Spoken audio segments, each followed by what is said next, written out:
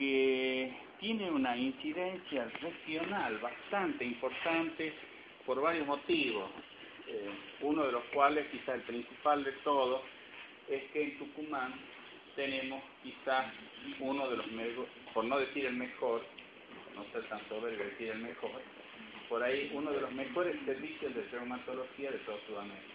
Entonces, dado que el lupus, digamos, tenemos consulta de lupus de toda Sudamérica, en el servicio de reumatología del Hospital Padilla, nosotros, por ende, tenemos mucha casuística de glomerulopatía lupus. Todo lo que yo le voy a decir en el año 2008, quizás en el año 2009 no sea exactamente igual. Todos los años tenemos que cambiar las clases, porque todos los años hay algo diferente. Inclusive esta clase, en algunas cosas que yo le voy a mencionar puntualmente, ya no es lo que era hasta hace unos meses, ¿tá? ¿Por qué? Porque no sabemos cómo pegarle al lupus. Eso cuando uno tiene tantas dubitaciones para establecer criterios y todo lo demás, es porque no sabemos cómo pegar. Una enfermedad sumamente agresiva. Cuando se plantea la nefritis lúpica, es sumamente agresiva y puede eventualmente revertir con el tratamiento para siempre. Entonces, ahí está la historia. Lo más grave de toda esta enfermedad se plantea con la glomerulonefritis rápidamente evolutiva lúpica, que se puede dar en todos los procesos proliferativos lúpicos que vamos a describir. O sea, tendría que ser una clase casi exclusivamente anatomopatológica. No lo va a hacer. Vamos a tomar, como en la misma clase del doctor Moedano, algunos criterios para poder tener claro qué significa cada término, nada más. No vamos a tratar de que ustedes distingan histológicamente nada. Características etiopatogénicas del lupus. Bueno, es una enfermedad multisistémica, autoinmune, de etiología y patogénesis poco conocida. Se trataría de un fenómeno autoinmunitario desencadenado por, primero, disminución de la autotolerancia y segundo, una inadecuada remoción de restos celulares. Se caracteriza por la presencia de anticuerpos anti-DNA y contra otros antígenos nucleares o componentes de la membrana celular. Criterios diagnósticos de la Asociación de Reumatología Argentina para el lupus son erupción malar, erupción discoide, fotosensibilidad, úlceras orales, artritis no erosiva, ferocitis, afectación renal, afectación neurológica, anemia hemolítica, trombocitopenia, linfopenia y, desde el punto de vista serológico, anticardiolipina positivo, BDRL positivo, que es una reacción cruzada, anti-DNA positivo y anti-SM, que es sumamente específico. Finalmente, FAM, que tiene alta sensibilidad y baja especificidad. Bueno, esto es lupus, no es nefritis lúpica. ¿Cómo es la nefritis lúpica? Básicamente, en la clase que describíamos fisiopatología habíamos visto la patogenia de la nefritis lúpica. Se trata de autoanticuerpos o de complejos inmunes circulantes. El autoanticuerpo va a ir a plantarse en el tejido renal o el complejo inmunocirculante va a ir a plantarse en el tejido renal. En cualquiera de las dos formas, el objetivo del anticuerpo, junto con el antígeno o solo, es plantarse en el tejido renal. Esto va a desencadenar un proceso inflamatorio con consumo de complementos por la vía clásica y esto a su vez va a ejercer una respuesta inmune amplificada.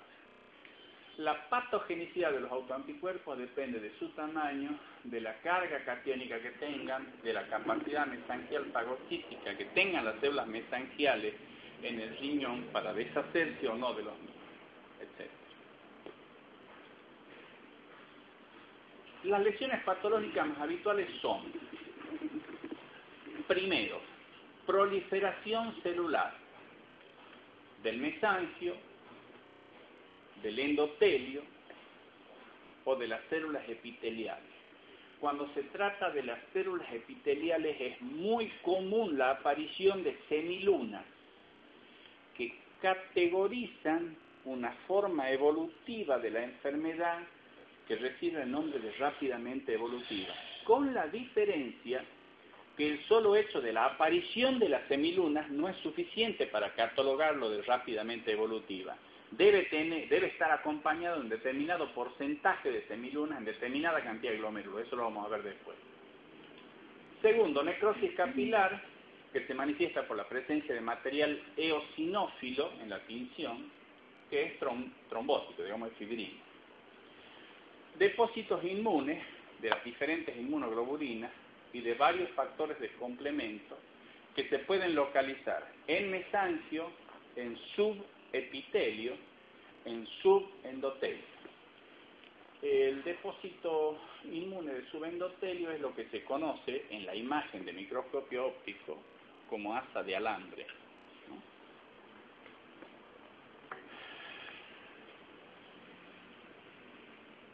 Presentación clínica. Se puede presentar como síndrome nefrótico. Se puede presentar como hipertensión arterial.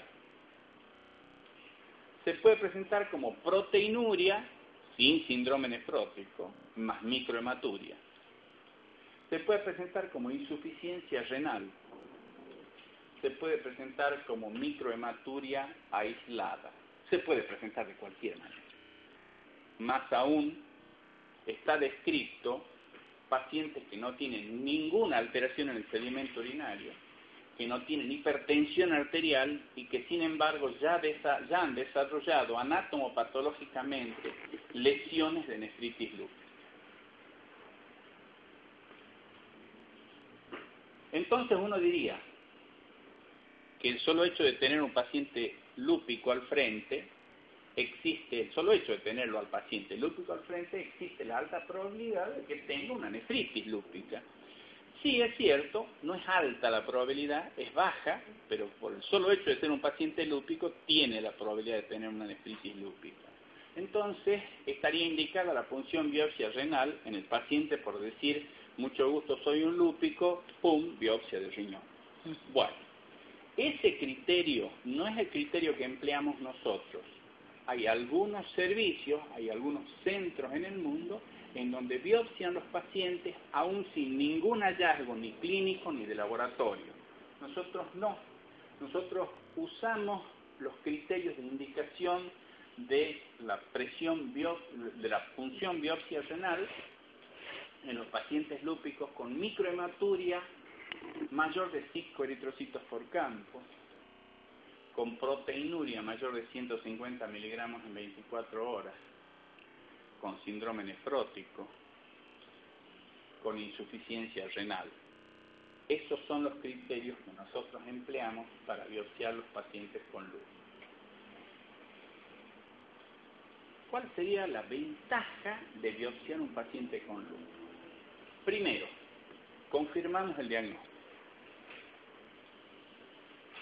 Categorizamos la glomerulopatía y decimos, bueno, se trata de una glomerulopatía que tiene estas características, con lo cual uno puede meterlo en el cajón de la nefritis lúpica de tal clase. Eso ya lo vamos a ver después. Entonces, categorizar la glomerulopatía nos ayuda mucho en cuanto a la clínica, en cuanto al tratamiento, en cuanto al pronóstico.